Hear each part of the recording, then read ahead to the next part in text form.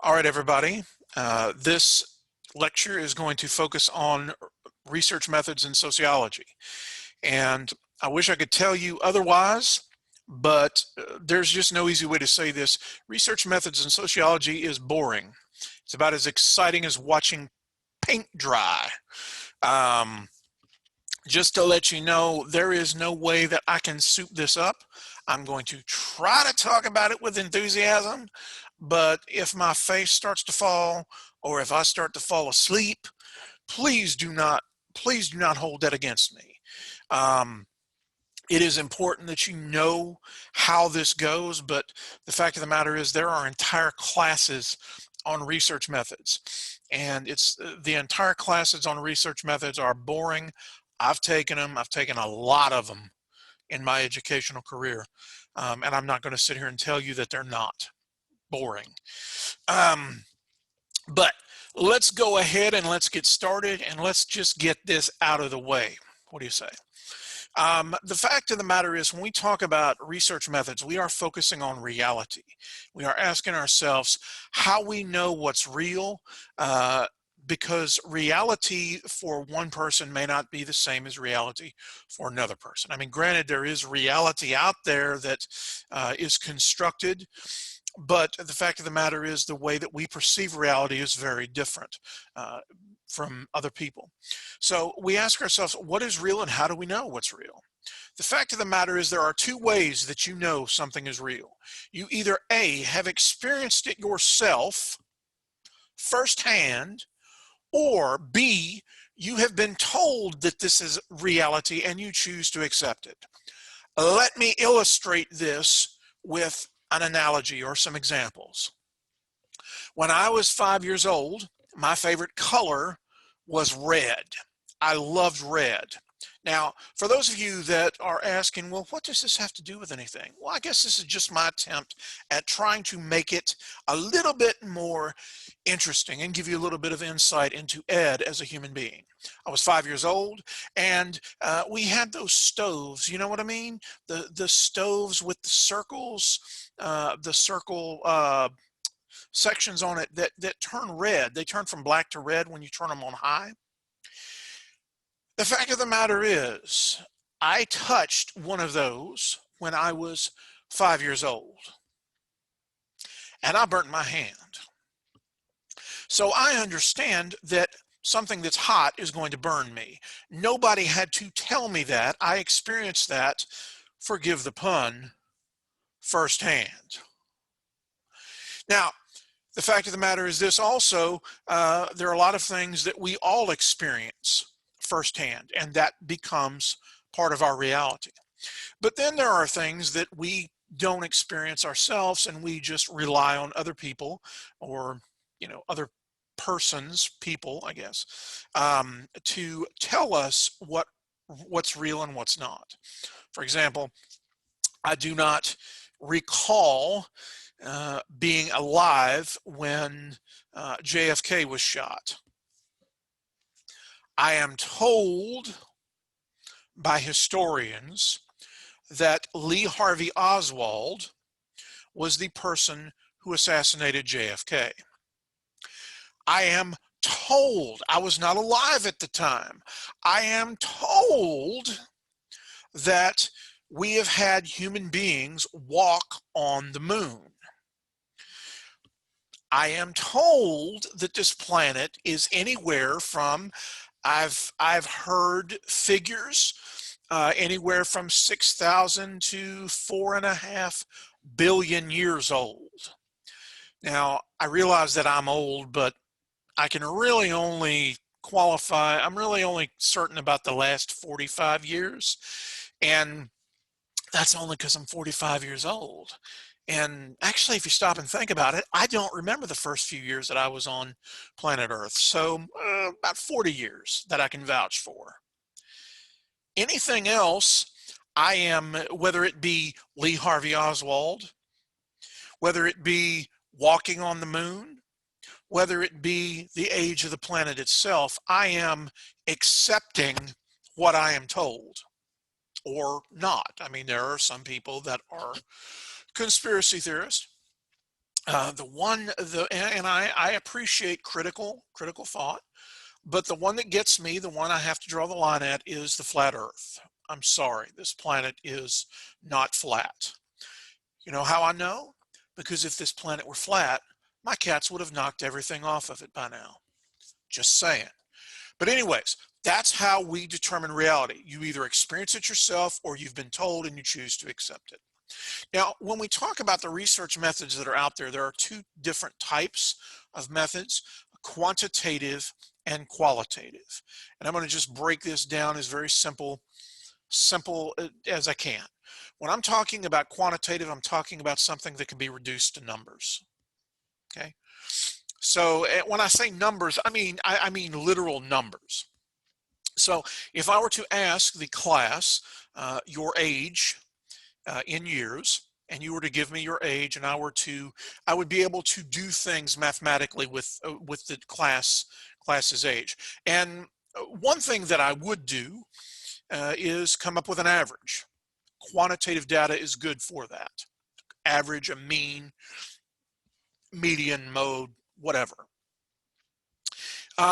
Qualitative data is data that is not numeric, and it is basically describing something. So, for example, if I were to say, you know, looking at a classroom or a room full of people, and I were to say, for those of you that drive or have a car, how many miles are on your car? And you were to give me your numbers, okay? That would be quantitative data. However, if I were to say, what type of car do you drive, or what type of car do your parents drive, that is qualitative data. Do you understand? Because you cannot break those different cars down into numerical data. You're not able to add, subtract, and multiply and divide. I do want to mention this, and I'm not going to quiz you on this, but just so you know, you need to be very careful about qualitative data, because there are some numbers, believe it or not, that can be considered qualitative. If we're talking about, for example, I don't know, zip codes. If I ask everybody in the class their zip code, that's actually qualitative data. Why is it qualitative data? Because even though it's numeric, even though it deals with numbers, I'm not able to do anything with it numerically. I mean, I can't average everybody's zip code together and come up with an average that's meaningful. So you need to be very careful with that. Quantitative is numeric data that can be broken down mathematically: add, subtract, multiply, and divide. Qualitative data is data that is simply description. All right. If you want to learn the scientific method, feel free. I'm not going to discuss it in this class because it's in the textbook and it's in the PowerPoints and in Blackboard, and you can pull those up and you can figure it out. I'm not going to quiz you on this, and I'm sure everybody is excited about that. So let's just go ahead and skip ahead and talk about correlation and causation. Just because two things are correlated, just because an independent and a dependent variable are correlated, does not mean that the independent variable causes the dependent variable or exerts influence over the variable. Let me rephrase that. Just because two variables, you can't say independent and dependent without expecting exertion of causation. Just because two variables are correlated with one another, meaning that they, as one moves, the other moves, does not mean that one causes the other. In fact, we'll talk about this. There are three criteria for causation. First of all, you have to prove that there is a relationship. You have to prove that as one moves, the other one moves. It can move in the same direction. As one increases, the other can increase. As one decreases, the other can decrease. Or as one increases, the other can decrease. It just depends, but one is moving as the other one is. The second thing you have to prove is that the cause comes before the effect. I mean, I know a lot of people say that poverty causes crime. Well, the problem with that is, yes, there is a correlation with certain types of crime and poverty, but which comes first? Do people who are born into poverty commit crime? Or do people who commit crime go into poverty? And there's a lot of research on both sides of the fence on that. Last but not least is you have to prove that there is no spuriousness. You have to prove that as X moves and Y moves, there is not a Z that is impacting either or. Now, let me explain to you what I mean by that. One of the craziest theories that I've ever heard in my life deals with ice cream sales and juvenile delinquency. What I've heard is that there was a theory that ice cream actually causes juvenile delinquency. It causes the juvenile delinquency rate to skyrocket. And what they found that the more ice cream that is sold, the more likely that juvenile delinquency is going to increase. Well, the fact of the matter is that's true. However, ice cream sales do not cause juvenile delinquency. I mean, I guess, yeah, it's theoretically possible that these little kids are out there getting all much of a sugar, getting hyped up on ice cream, a sugar rush, and then going out and playing mailbox baseball. But the fact of the matter is there is something else that explains why ice cream sales and juvenile delinquency are correlated with one another, but one doesn't cause the other. Can you think of what that might be? It could be, and in fact, it probably is, the fact that more ice cream is sold in the summertime. And what do we know about kids in the summertime? Kids in the summertime are out of school mostly. And because they're out of school, they have more free time, and therefore they have more opportunities to engage in juvenile delinquency. So no, ice cream does not cause juvenile delinquency. It just so happens that there is something else that is exerting influence over both of those. So 3 criteria for causation again: correlation, a cause before effect, and no outside influences, no spuriousness. Okay? So how do these researchers, these sociological researchers, get data? Well, there are several ways that they get data, and there are several pros and cons that are associated with each of these. We're going to talk about ethnographies, interviews, surveys, existing sources, and experiments. Let's go ahead and start with an ethnography. Let me explain to you what an ethnography is. An ethnography is where you, as a researcher, go out and live among the people that you are trying to learn about. That's a very good way to get information. You are getting it firsthand. You are seeing it firsthand.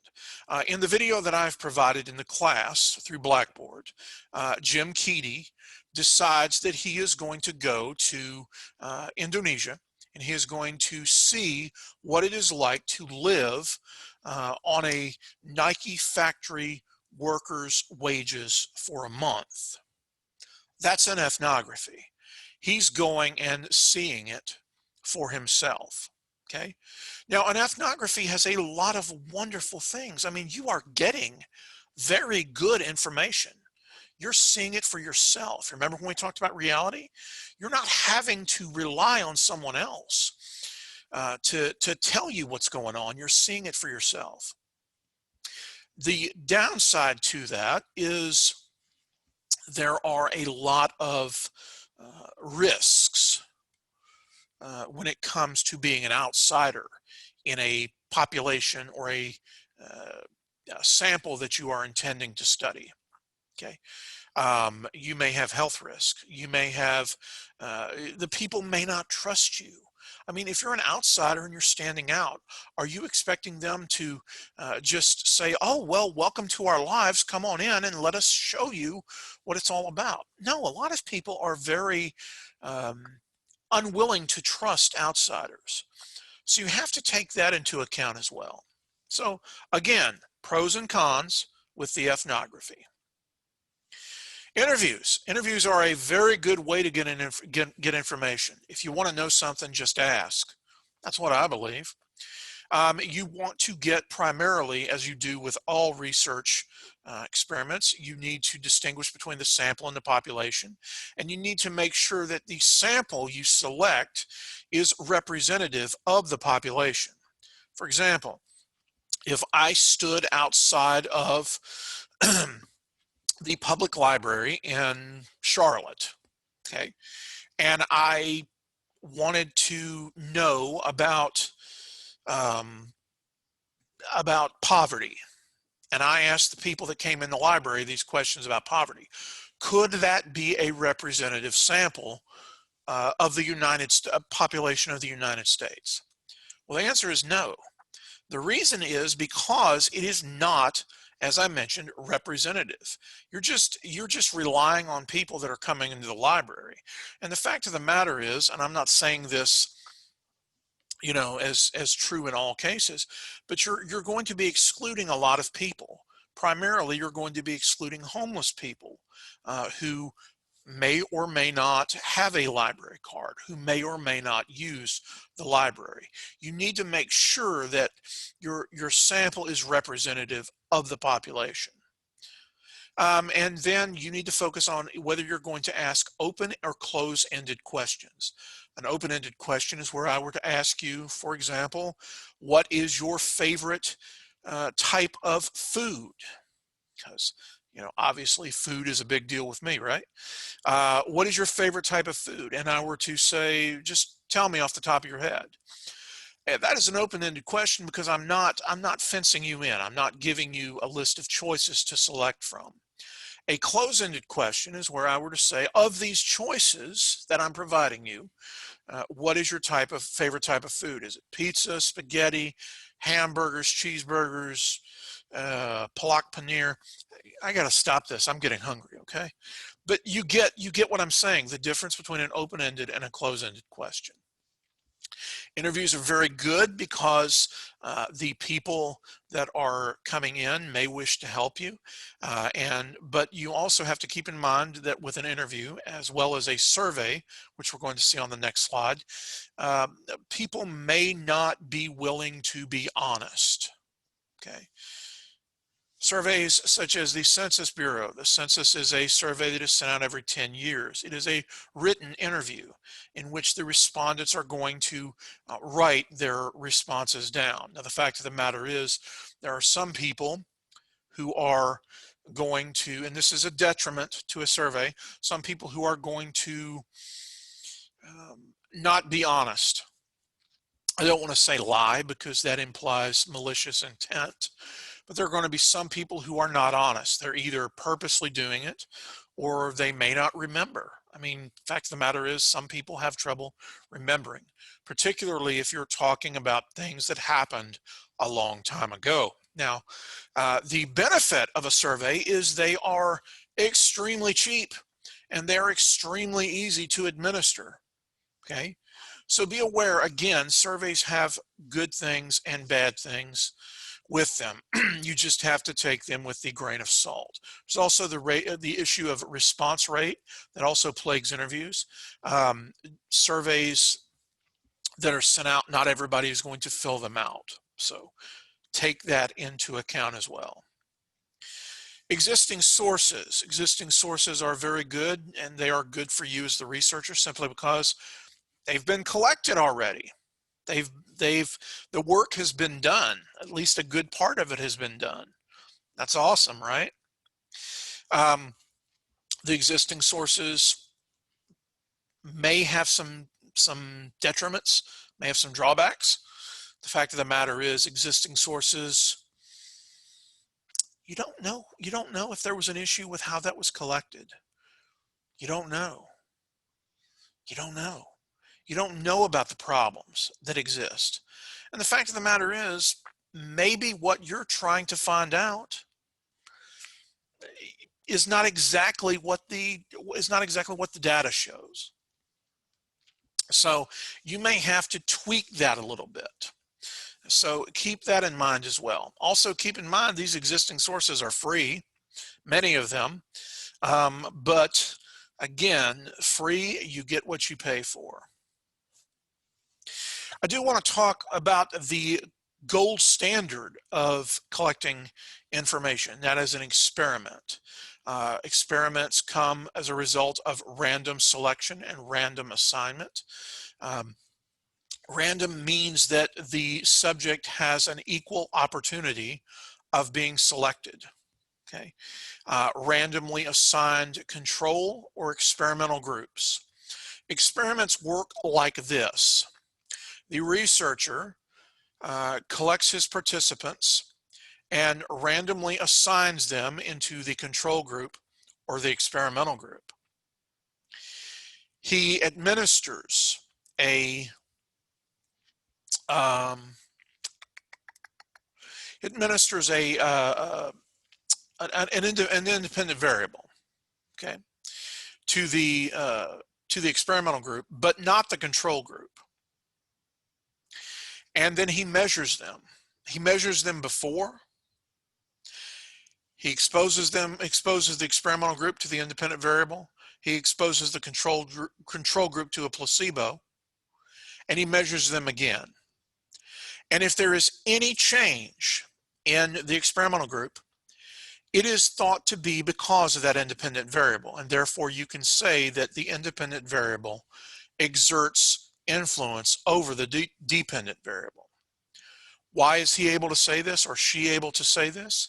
Because of the random assignment.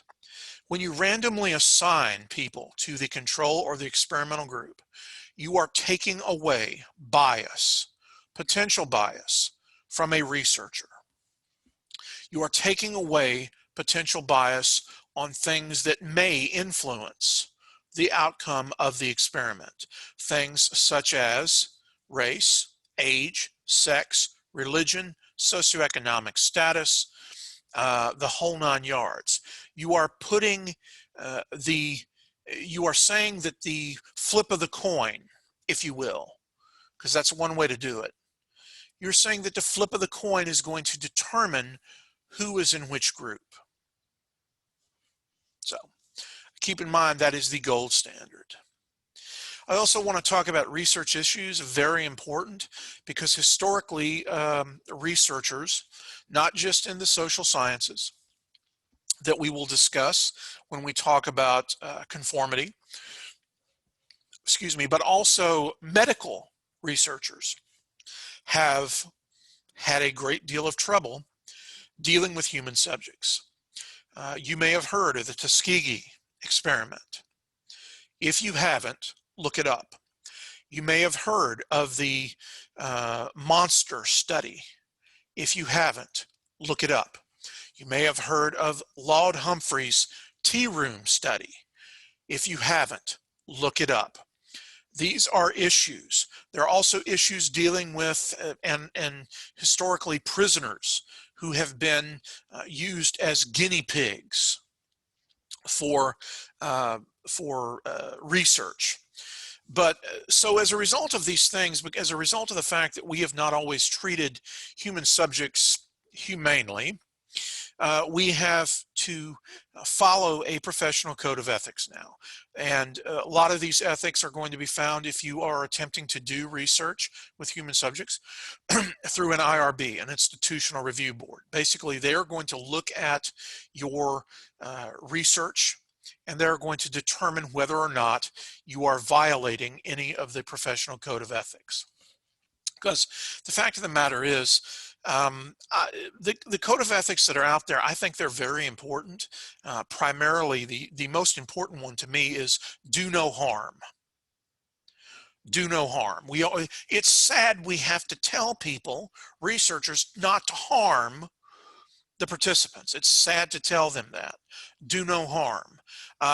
Informed consent. It's not enough that the person says, oh, okay, I'll participate. They have to know what they are in for. You have to focus also on voluntary participation. You cannot force or even coerce someone to participate in your research study. There's also the issue of anonymity and confidentiality. Anonymity means that you are